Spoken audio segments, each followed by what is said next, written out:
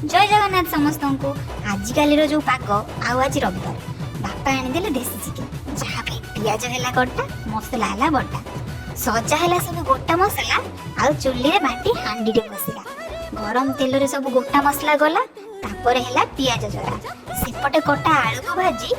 भुणा पियाज रेडी है आज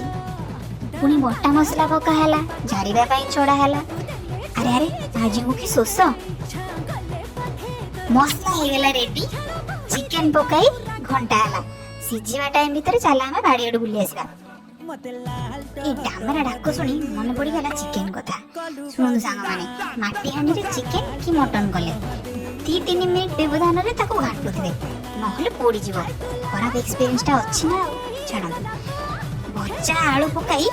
रविवार स्पेशल माटी हांडी चिकेन हे गला डन डन डन डन लुण टेस्ट करो बाड़ खाओ मजा करो।